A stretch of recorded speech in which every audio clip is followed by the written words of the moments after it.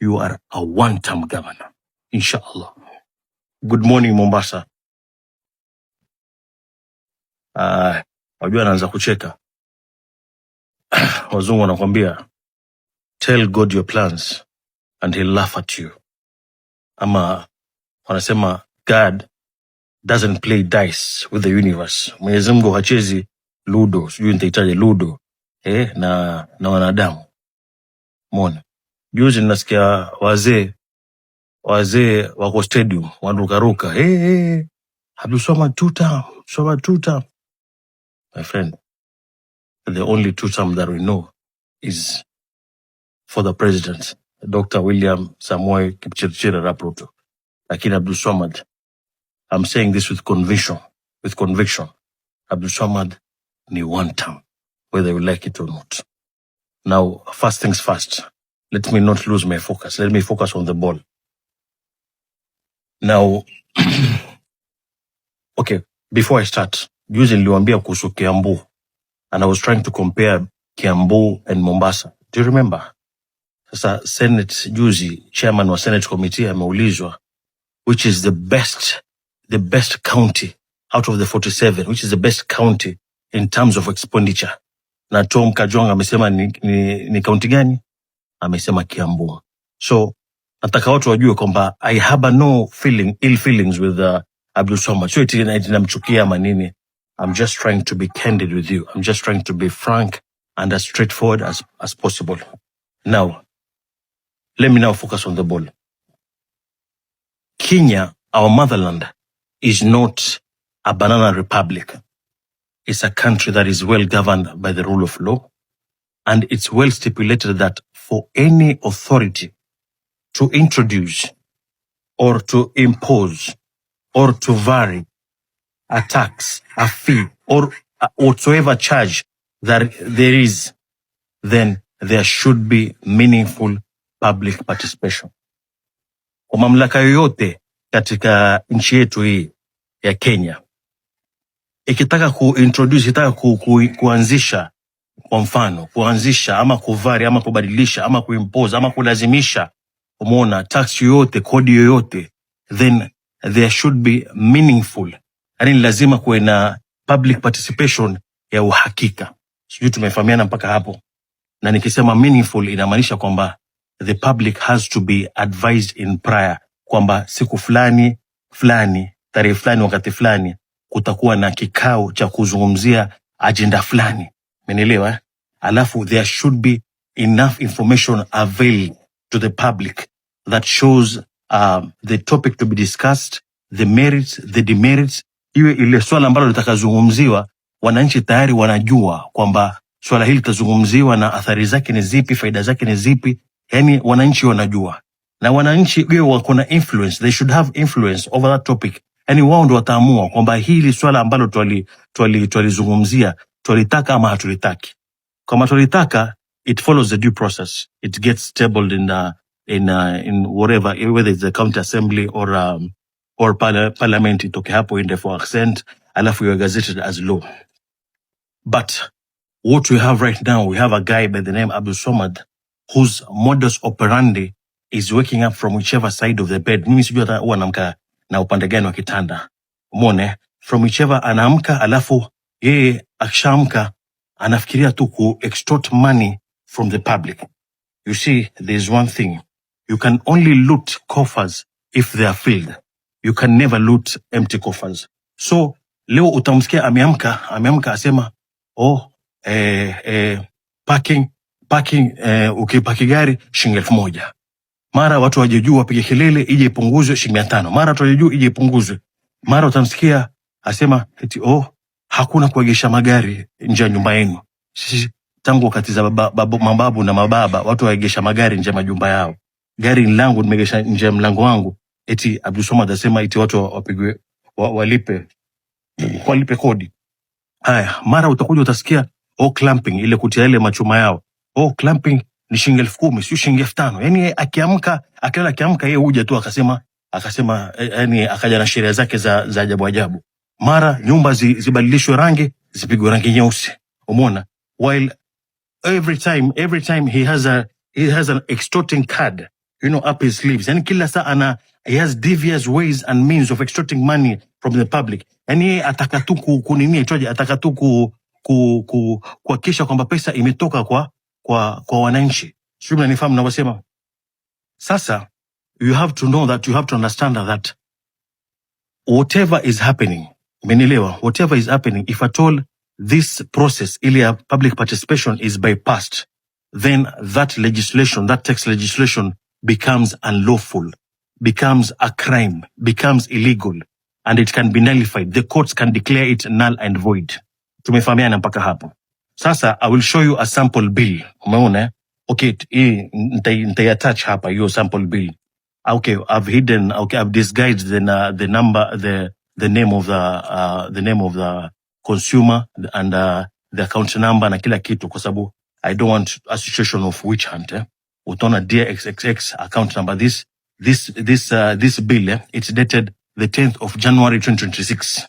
Utaona hapo kuna previous reading ya 403, then current reading 409, meaning that units consumed ni 6. Yani ile amount of whatever maji ambayo yalotumika ni 6 units yametumika, na that 6 units it amounts to 900. Yani bili kwa mfano ya huu mwezi ni 900. Sasa utaona katika hii account, utaona huyu mtu alikuwa anadaiwa previous balance, utaona 6634 alikuwa anadaiwa shilingi 6634. Umeona? Alafu utaona hapo kwamba kuna ile amount bill ile ya 900, ukiadd 6634 plus 900, bill outstanding balance takuja 7534. Now what makes me feel sick to my stomach is this. Kwa wale ambao wamesoma accounting wataona kwamba there is what we call an accrual. Utaona Abdul Samad hapo ameweka 500 shillings ya last December. Tuko January. Yani imempita ile 500 ameiweka, amwekea mtu wa January ameiweka 500. Umeona? Alafu akamwekea na nyingine private solid waste balance ya 500, alafu akamwekea current waste bill, solid waste bill for January 500. Yani amemlipisha mwananchi 500 ya December na 500 ya itoje ya January. Kumbuka, without public participation. Now this is a clarion call. This is a clarion call to the lawyers that we have in Mombasa. Umona, a clarion call for justice. Umona, the many law firms that are here in Mombasa, we should have petitions overflowing in court to thwart this legislation and to have Abdul Samad reimburse, ameregesha hizo pesa zote za January, za December, hiyo 500 na January. Now, let me tell you something. Based on 2019 census, Mombasa households were about 390 or 398,000. When you extrapolate this at ceteris paribus, mpaka leo utaona kwamba households are almost 500,000. Now, marinate this in your heads. Marinate these figures in your heads. 500 shillings times 500,000 households, that is 250 million shillings. 250 million shillings for December. 250 million shillings for January. That is already 500 million shillings. Tukifika March, that would be 4 months. Abdul Samad itakuwa ametia ndani 1 billion shillings. In another 4 months, Abdul Samad itakuwa ametia ndani how much? 2 billion shillings. In another 12 months, pesa ambayo itakuwa itoje, ambayo itakuwa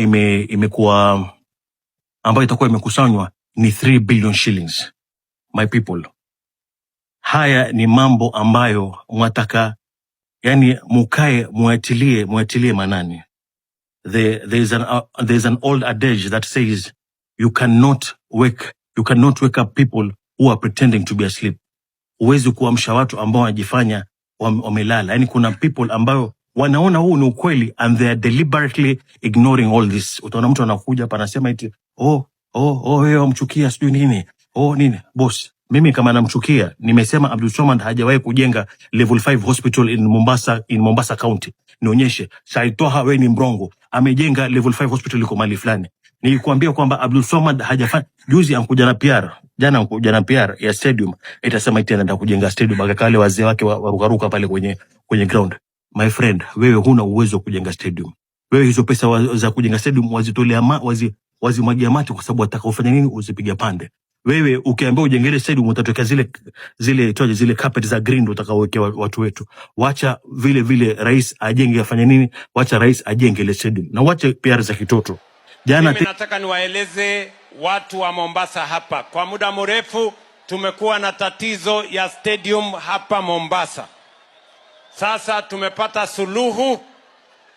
Contractor atakuja hapa in the next 2 weeks. Na tunataka kukamilisha stadium yenu. Tumewapatia pesa shilingi bilioni 1 ya kukamilisha stadium ya Mombasa. Kabla ya mwisho wa mwaka huu inshallah, kwa mapenzi ya Mungu, hiyo stadium ya Mombasa itakuwa imekamilika. Nimemwambia ndugu yangu Mheshimiwa Abdul Swamad vile tumekubaliana, yeye atalipa madeni yale ya zamani, mimi nitachukua kutoka hapa, nitamkamilishia hiyo stadium.